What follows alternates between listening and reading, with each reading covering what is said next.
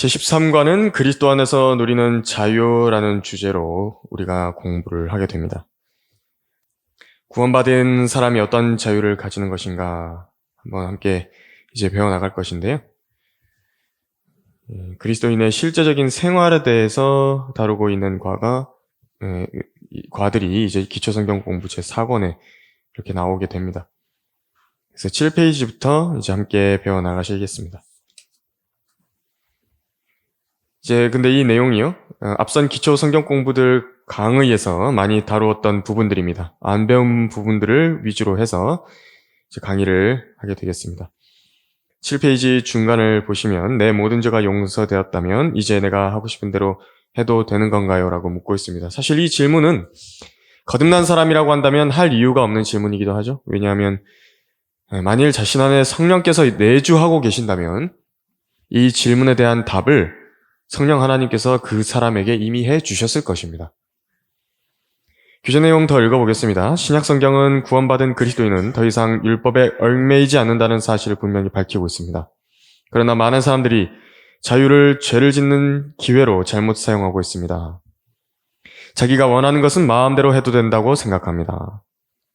이 과의 목적은 우리가 그리스도 안에서 어떤 자유를 누리는지, 또 하나님의 자녀로서 그리스도인의 모든 행동에 어떻게 선을 그어야 하는지를 독자로 하여금 이해하게 하는 것입니다. 자유라고 하는 것은 하나님께서 주신 큰 선물입니다. 이 구약의 이스라엘 백성들을 알고 계십니까? 그 이스라엘 백성들은요, 자유라는 말과는 동떨어져 있는 민족입니다. 구약 성경은 이 율법의 많은 것으로 그 이스라엘 백성들을 규정하고요, 규율하고 올가매는데요. 이스라엘 백성들에게 율법의 의식들을 명령하신 이유가 있습니다. 이제 그들이 그런 것들을 지킴으로써 하나님의 언약을 맺은 독특한 백성이라는 점을 모든 민족들에게 보여주시기 위해서, 나타내 보여주시기 위해서 표적들로서 주신 것들이 많이 있습니다. 다른 사람들이 율법의 독특하고도 엄격한 의식, 규정들을 지킴으로써 이 민족이 다른 민족들과는 구분된다라는 그 점을 보여주시려는 의도에서 하나님께서 주셨던 것입니다. 먹는 것, 입는 것, 그런 세부적인 규정들이 정해져 있습니다. 이스라엘 민족은 그 맛있는 돼지고기를 못 먹습니다. 물고기도 비늘 있는 것과 지느러미가 있는 것만 먹으라고 레위기 11장 9절에 되어 있는데요. 조류들도 먹을 수 있는 것이 구분이 또 명시가 되어 있습니다. 새들 말하는 것입니다. 그래서 맛있는 삼겹살, 어떤 장어라든지요, 미꾸라지 이런 거 먹을 수 없습니다. 전복 못 먹고요, 조개, 꽃게 먹을 수 없습니다. 얼마나 불쌍한 사람들입니까? 이런 유대인들의 규정과 얽힌 문제가 실제로 유대인이 이방인과 만나는 일이 있었는데 그때에 발생을 했던 것을 우리가 성경에서도 읽어볼 수 있습니다. 예수님을 구주로 믿고 구원받아서 교회에 더해진 이방인 형제 자매들이 신약에는 나오게 됩니다. 이제 바울은 유대인이었는데 율법으로 따졌을 때는 바리새인으로서 유대교 근본주의 중에서도 근본주의였습니다. 그런데 예수 그리스도의 죽으심을 통해서 유대인과 이방인들을 예수님 안에서 하나로 만드셨고, 율법을 그 예수 그리스도의 육신 안에서 폐기하시고 그분 안에서 이 둘을 새로운 피조물들로 창조하셨다라는 것을 배웠습니다. 사도 바울이.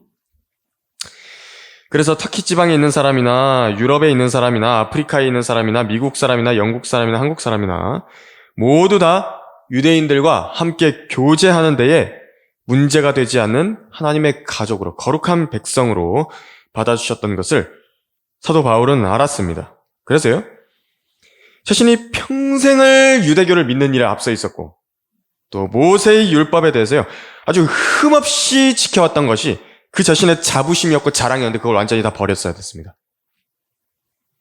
그리고 자기가, 이방인들은 개, 돼지 취급했습니다. 유대인들은 원래. 그래서 개, 돼지 취급하던 그 이방인들과 함께 먹고 그들과 교제하는데 아주 일선으로 들어와야 했던 것입니다. 유대인의 땅에서 유대인의 관습에 따라 유대인들의 방식을 따라 살아왔던 사람들에게는 이런 이방인들과 같이 밥을 먹는다. 충격적인 일입니다. 그런데 바울은 하나님께서 예수 그리스도를 통해서 이루신 일이 무엇인지를 계시받았고 과거에 자신의 유대적 관례를 극복을 한 것입니다. 자유롭게 된 것입니다. 이스라엘 민족적으로 보자면 이것은 하나님의 율법을 거역한 반역 행위입니다. 돌에 맞아 죽어야 되는 일입니다, 사실. 이교도들의 관습의 일부인 것입니다. 그런데 이제 이 자유를 가지고서요, 마음대로 고기도 먹고 마음대로 마시고 이방인들이 먹는 그 음식과 음료에 참여했던 것입니다. 그래서 이 부분은요, 유대인 그리스도인들에게는 너무나 어려운 교리이고 진리였습니다. 교회라는 그 교리 자체가요, 이방인들이 그리스도 안에서 하나가 된다? 이방인들을 용납한다? 하지만 이 모든 것을 뛰어넘는 예수 그리스도의 피뿌림과 성령의 기름 부으심은요, 모든 것을 거룩하게 한 것입니다. 그래서 교재 다음 페이지 넘어가면요, 8페이지 1번에서 누구든지 무엇이든지 내가 하고 싶은 대로 해도 괜찮은가요? 라고 써 있는데요. A반에서 개인적으로 말할 때 자신이 원하는 결정을 내릴 자유가 있습니다. 라고 했습니다. 세 구절이 인용되어 있는데 비슷한 맥락의 말씀들이기 때문에요. 디도서 1장 15절만 한번 보시겠습니다.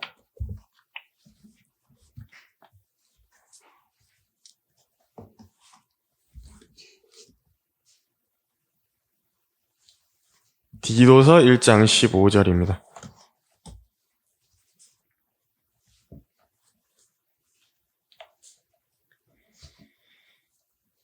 정결한 사람들에게는 모든 것이 정결하나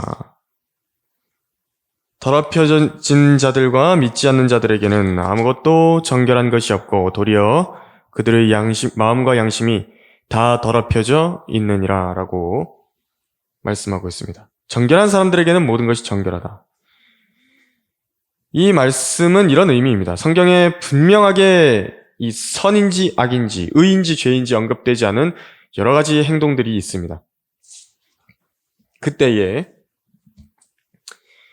우리가 이제 판단을 해줘. 이것을 할 것인가 말 것인가? 예수님의 피로 정결하게 된 자신의 선한 양심을 따라서요, 어떤 선택을 하더라도 이제 그 양심에 위반되지 않기 때문에 모든 것이 정결합니다. 그래서 자유가 있는 것입니다. 뭘 해도 됩니다.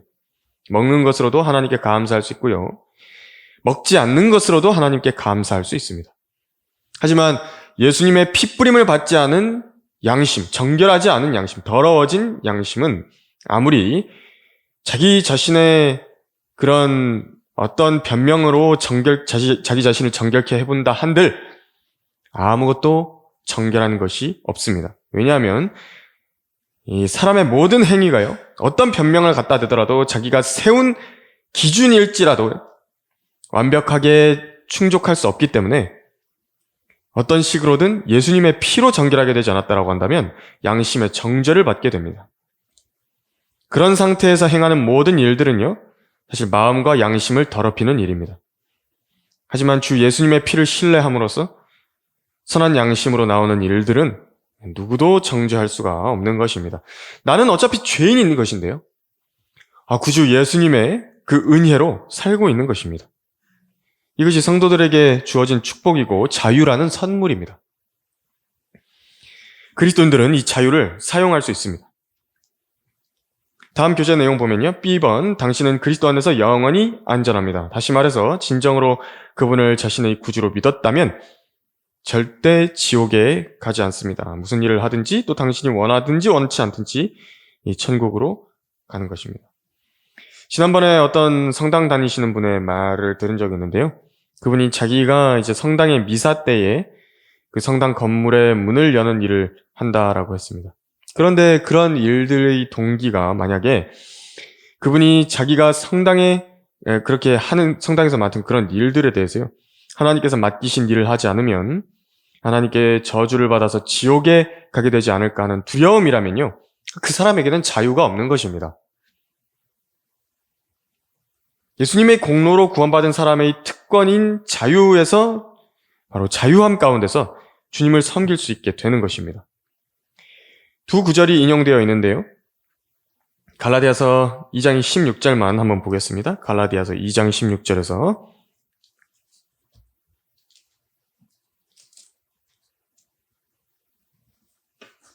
갈라디아서 2장 16절에서 한번 보시겠습니다.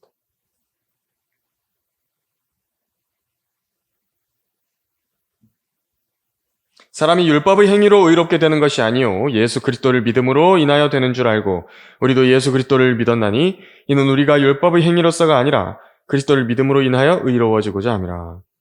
이는 율법의 행위로는 아무 육체도 의롭게 될 수 없음이라. 아니 우리가 어떤 행위로 인해서 구원을 받았다라고 한다면 그래야지 구원을 받는다라고 한다면 사실 모든 섬김과 행하는 일들은 사실 내가 지옥에 가지 않기 위해서 한 일인 것이지요. 그것이 성령의 열매로부터 발현된 것이라는 그 점을요, 입증할 방도가 없습니다. 나를 위한 것입니다. 내가 지옥에 가지 않기 위한 것이지 성령의 열매로부터 나와서 내가 그 일을 한 게 아니라는 것입니다. 성령의 열매로 언급된 사랑, 기쁨, 화평, 오래 참음, 친절, 선함, 믿음, 온유, 절제라는 그 마음의 기반으로부터 은혜로 구원받은 사람이 올바로 행할 수 있게 되는 것입니다. 그래서 행위가 없는 구원, 믿음으로 말미암아 은혜로 받는 구원이 바로 이렇게 성령의 열매가 발현되게 하는 데에 아주 강력하고 큰 기반을 마련해 주는 것입니다. 그래서 은혜로 구원받은 사람들이 순수한 마음으로부터 나와서 기쁨으로부터 나와서 화평으로부터 나와서 진정한 선함으로부터 나와서 진정한 친절로부터 그 마음이 나와서 하나님 아버지를 또한 형제 자매들을 또 주변에 있는 구원받지 못한 사람들을 섬길 수 있는 자유가 주어지게 되는 것입니다. 이것이 큰 은혜입니다. 드넓은 초원을 하나님께서 허락해 주시고요.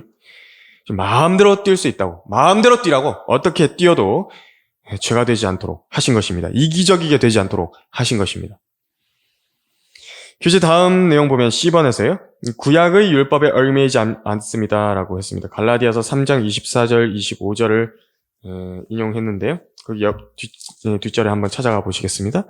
갈라디아서 3장 24절, 25절입니다.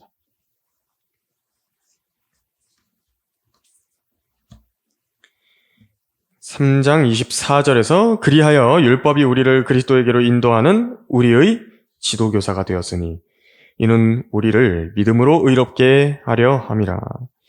믿음이 온 후로 우리는 더 이상 지도교사 아래에 있지 아니하도다라고 말씀하셨습니다. 그러니까 이 율법이 주어진 목적은요, 이스라엘 백성에게 율법을 주시거나 아니면 이방인들에게 양심이라는 것이 들어온 것은 이 하나님의 법이라는 것을 제시해서 그 법의 테두리를 제시하는 것에서 끝입니다. 은혜를 따라서 살게 할 수 있는, 하나님의 법을 지키고 살 수 있는 능력을 주지 않습니다. 그저 그 사람의 입장에서 보면요, 율법이라고 하는 것은 그냥 계속 자기를 정죄하기만 합니다. 아, 이런 율법을 내가 또 어겼네? 율법을 알게 되면 그렇습니다. 저런 율법을 내가 또 어겼네? 사실 이렇게 되면 사람이 미치는 것입니다. 두려움 가운데 살 수밖에 없습니다. 아, 율법을 알면 알수록 그 율법이 자신을 계속 정죄만 하는 것입니다. 그렇게 이제 지도교사가 되었다라는 말씀은요, 율법이 자신을 죄인이란 사실을 분명하게 알려줌으로써 나는 구주가 필요한 사람이구나 하는 점을 알려준다라는 것입니다. 의인이 없다라는 점을 알게 해준다는 의미에서 바로 지도교사가 되는 것입니다. 율법이 지도교사가 됩니다. 그래서 만일요, 율법을 제대로 지키는 이스라엘 백성이 있었다라고 한다면 자기를 구속해 주실 메시아를 간절하게 고대할 수밖에 없습니다. 아, 내 힘으로는 안 되는데 하나님께서 구주를 나에게 보내주셔야 되는데. 그런 사람들은 예수 그리스도를 받아들이게 되어 있습니다. 교재 다음 내용으로 넘어가면 2번 그러나라고 되어 있습니다. 그 자유에 대해서 이제 이야기하는 것인데, A번에 예수 그리스도 안에서 가진 자유는 당신으로 하여금 구약의 속박 없이 올바르게 행할 수 있게 해주는 것이지 죄를 짓는다든지 원하는 것은 무엇이든지 마음대로 할 수 있게 하기 위한 것이 아닙니다. 라고 했습니다. 갈라디아서 5장 13절이 인용되어 있는데요. 여기도 한번 보시겠습니다. 갈라디아서 5장 13절. 형제들아, 너희가 자유회로 부름을 받았으니 그 자유를 육신을 위한 계기로 삼지 말고 사랑으로 서로 섬기라. 북한이나 중국의 지도자들 같은 그 공산주의자들도 뭐라 이야기하냐면 자기들이 민주주의라 이야기를 합니다. 근데 자유가 없는 민주주의인 것은 모든 사람들이 다 알고 있죠. 투표 참여자 전원이 100% 공산당과 그들의 영도자를 지지해야 됩니다. 안 하면 죽음이고 숙청입니다. 자유가 없는 것입니다. 그래서 자유민주주의에서는 자기가 지지하고 싶은 정치인이나 정당을 마음대로 뽑을 수가 있는데 여기서 자유를 뺀다면 타의에 의해서 지배당하는 인생을 사는 것입니다. 그리스도인에게 있어서는요, 이 법적인 의미로서 자유가 어떤 형태로든지 박탈당하지는 않습니다. 왜냐하면 예수님의 피로 구속되었기 때문에 그 정죄와 지옥으로부터는 자유롭게 됐습니다. 그래서 법적인 의미로서는 자유가 박탈당하지 않지만 스스로 자유를 빼버린 인생을 살 수도 있는데 그것은 자신이 죄의 종이 되는 것입니다. 죄를 짓는 사람은 누구나 죄의 종이 되는 것입니다. 법적인 관계 말고 실제적인 생활에서 그렇게 됩니다. 죄의 종이 되면 특징이 어떤 것이 있냐니까 죄가 시키는 대로 해야 됩니다. 거짓말도 어떻습니까? 한번 하게 되면 계속 해야 됩니다. 그 일에 대해서 계속 자기가 거짓말을 지어내야 됩니다. 말이나 소가 있지 않습니까? 고삐에 체인 상태로 막 끌려다닙니다. 또 어떤 특징이 있습니까? 죄의 종이 되면 죄를 짓기 싫어도요, 계속 반복해야 됩니다. 마치 알코올 중독자와 마약 중독자가 잘못된 걸 알면서도 거기에 다시 손을 대듯이 해야 되는 것입니다. 비참한 생을 사는 것입니다. 자기가 자유인인데 자유롭게 살지 못하는 것입니다. 그런 것 없이도 살 수 있는 인생인데 인생을 완전히 망쳐버린 것입니다. 그럼 어떻게 하면 죄의 종이 되는 것인가? 자기가 가진 자유를 의의 종으로서 쓰지 않으면요, 죄의 종으로서 쓸 수밖에 없습니다. 둘 중 하나입니다. 내가 가진 자유를 우리 주 예수 그리스도를 위해서 어떻게 쓸 것인가? 어떻게 그분께 자신을 종으로서 드릴 것인가? 여기에 집중하면 할수록요, 죄가 멀리 떠나갑니다. 의의 종도 종 아닙니까? 자유가 없는 거 아닙니까? 라고 생각할지 모르지만 의의 종으로서의 생을 비유하자라고 한다면요, 하나님께서 초대하신 성대한 뷔페에 초대된 것과 같습니다. 입장료는 예수님께서 이미 내셨고요, 아무도 쫓아내지 않고요, 아무도 더 먹으라고 덜 먹으라고 강요하지 않습니다. 얼마나 오랜 시간 동안 먹던지 누구랑 먹던지 상관없습니다. 하나님께서 순종하라고 제시해 두신 성경적 기준 하에서 이제 내가 자유롭게 원하는 것을 집어서 내 접시에 올려놓고 즐기면 됩니다. 난 지금 너무 배가 불러서 좀 쉬었다 먹겠습니다. 괜찮습니다. 나는 내가 해산물을 먹고 육류를 먹겠습니다. 마음대로 하십시오. 과일만 먹겠습니다. 좋을 대로 하십시오. 하나님께서 의의 종들이 종으로서 순종할 기준, 그것을 정해놓으셨는데요, 그것만 지키면 됩니다. 잘 줄 서서요, 다른 사람들 새치기 하지 않고 질서정연하게 또 청결하게 먹으면 됩니다. 다른 사람의 식사에 방해되지 않게 너무 큰 소리로 소리치거나 난동 부리지 않으면 됩니다.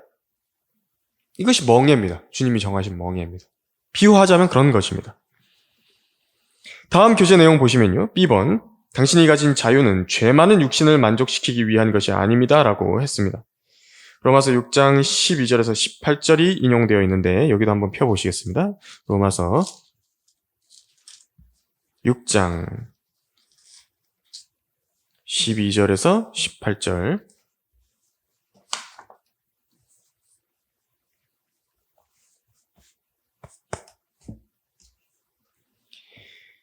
그러므로 너희는 죄가 너희 죽을 몸 안에서 군림하지 못하게 하여 몸의 정욕 가운데 죄에게 순종하지 말고 또 너희 지체를 불의의 종으로 죄에게 내어주지 말고 다만 너희 자신을 죽은 자들로부터 살아난 자들처럼 하나님께 드리며 너희 지체를 의의 병기로 하나님께 드리라.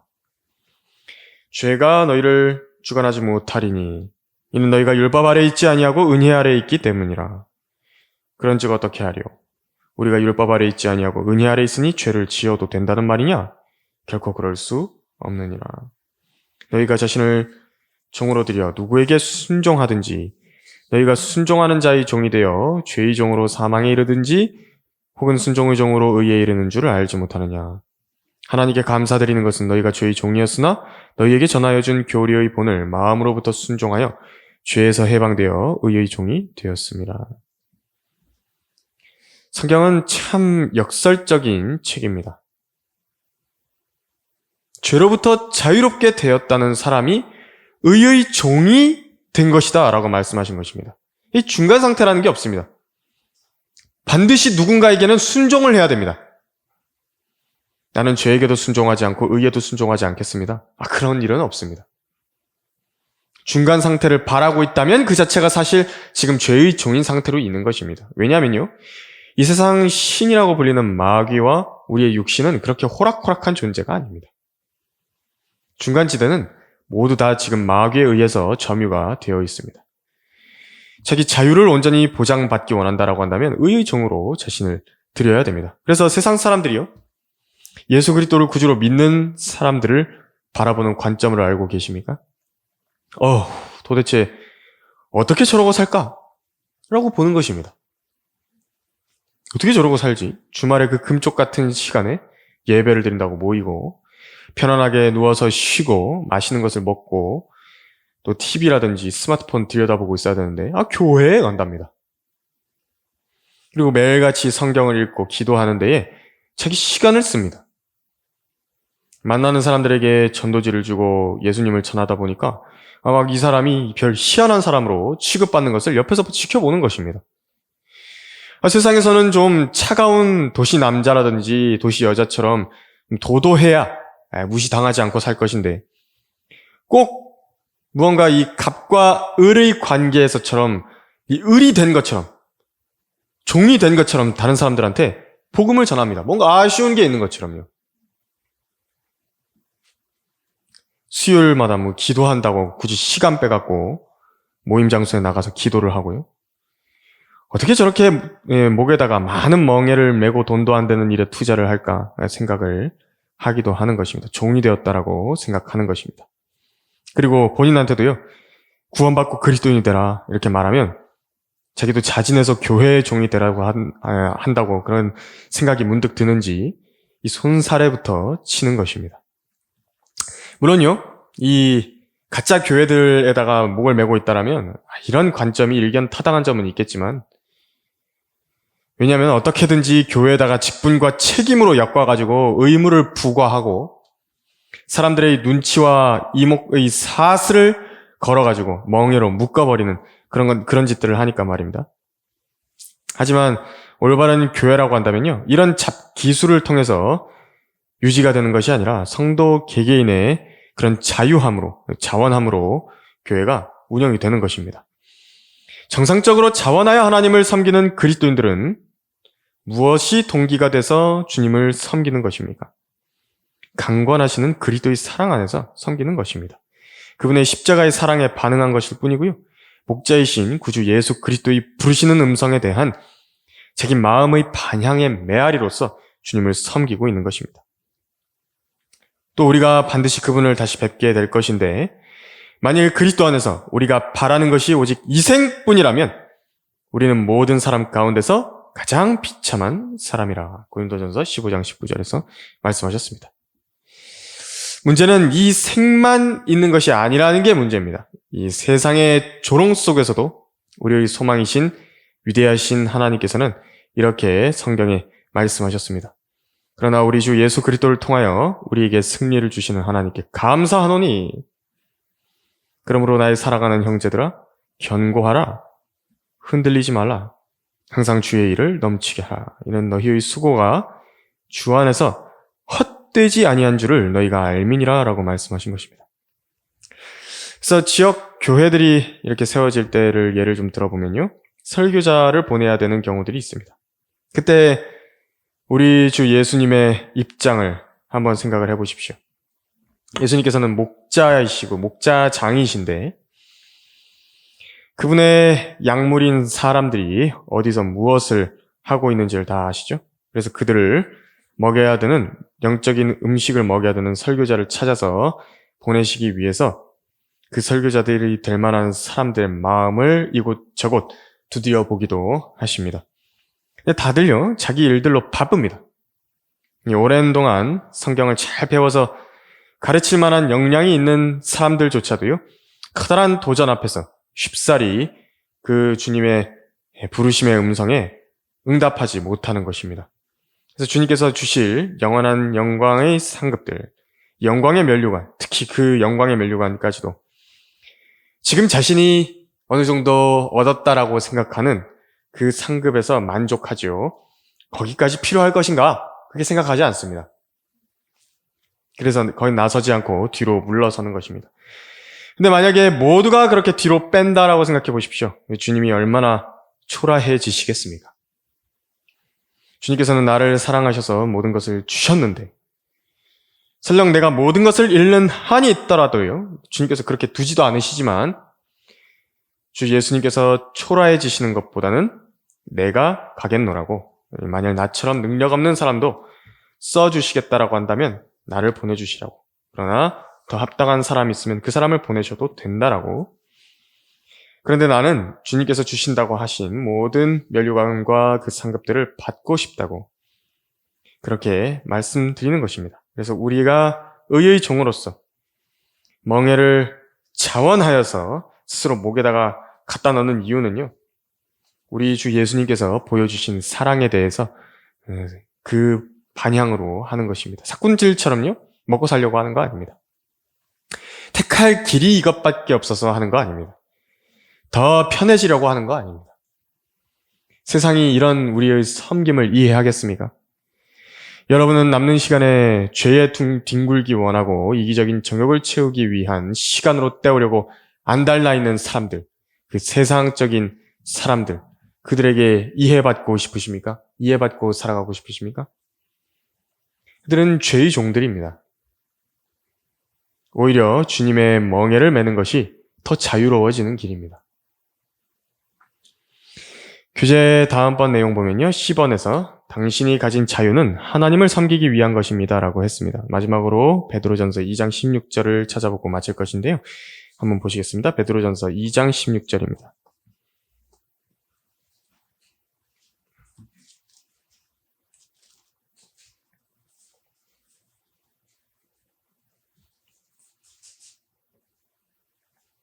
베드로전서 2장 16절에서 자유롭게 행하되 너희의 자유를 악의 구실로 사용하지 말고 하나님의 종들로서 사용하라 라고 말씀하셨습니다. 하나님의 종들로서 사용하라. 이 표현을 의미해야 됩니다. 나는 하나님의 종이 맞는 것인가? 내가 섬기는 주인은 하나님이 맞으시는 것인가? 그럼 그분은 어떤 분이신가? 여러분들께서 어떤 직장 상사를 만나보신 적이 있는지 모르겠지만 그 중에서 가장 훌륭했던 상사보다도 주인보다도 비교할 수 없이 자애로우시고 베푸시는 분이십니다. 그래서 이 하나님의 종이다. 이 단어는요, 마음속 깊이 한번 생각해 보십시오. 오늘은 여기까지 하고요. 다음 시간에 더 이어서 하겠습니다.